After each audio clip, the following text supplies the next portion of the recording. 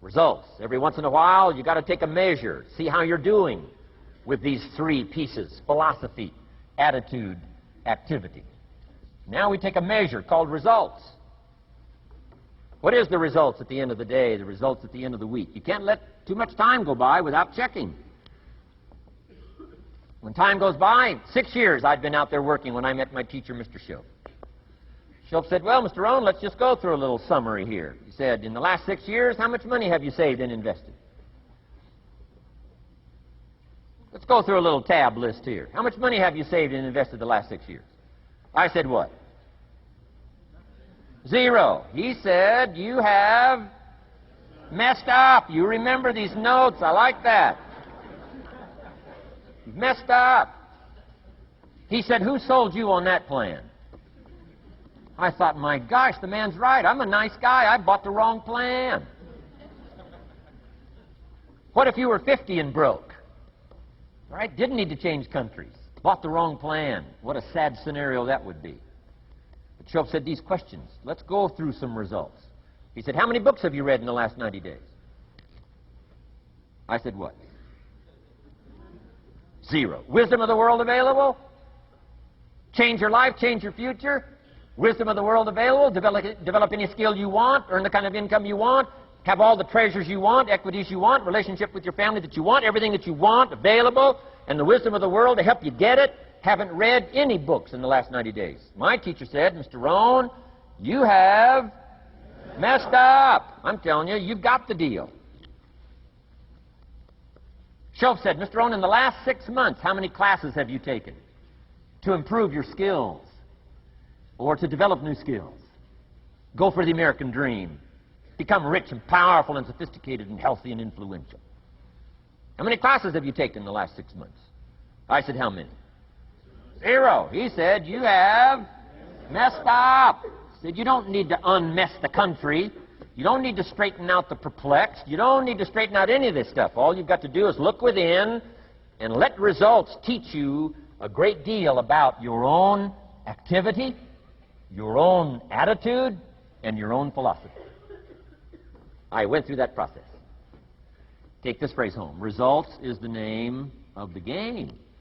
What other game is there? Results. Here's all life asks us to do: make measurable progress in reasonable time.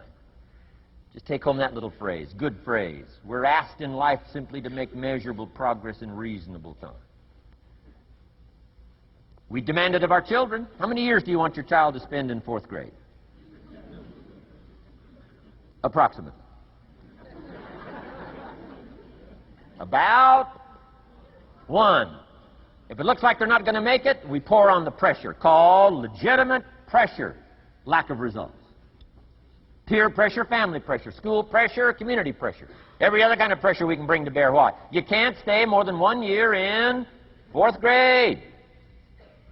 As parents, you'd have to leave the community. You say, well, what if they're nice kids? Wouldn't you give them 3 or 4 years? And the answer is no.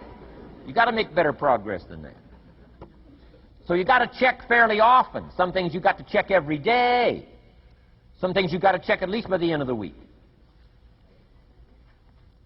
Salesman joins this little sales company. He's supposed to make 10 calls first week. Wouldn't it be legitimate to call him in on Friday and say, John, what? How many calls? I mean, this stuff is simple. John says, well. Say, John, well won't fit in this little box here. Well.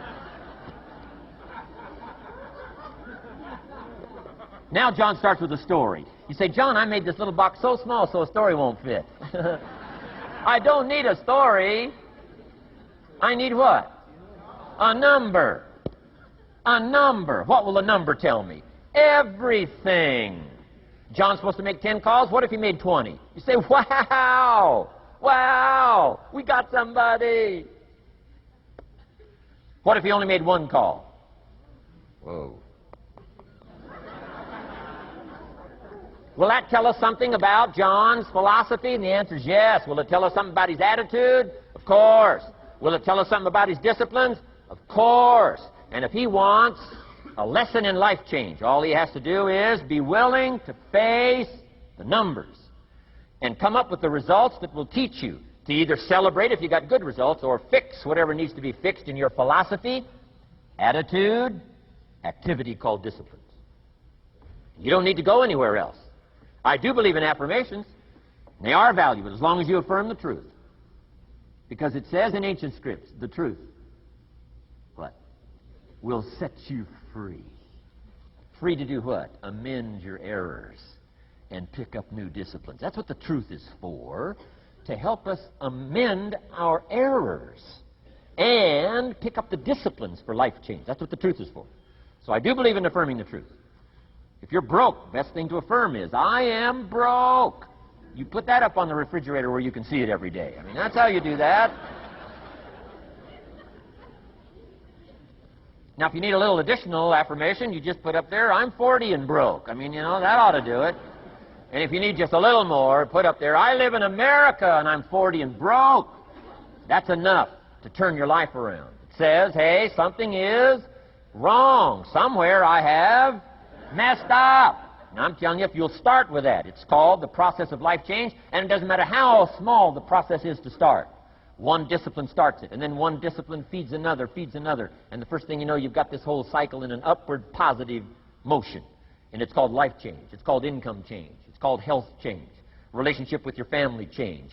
Equities unprecedented that you can have in numbers that will stagger the imagination if you do not curse what's available and start amending what's possible to get the results that you want.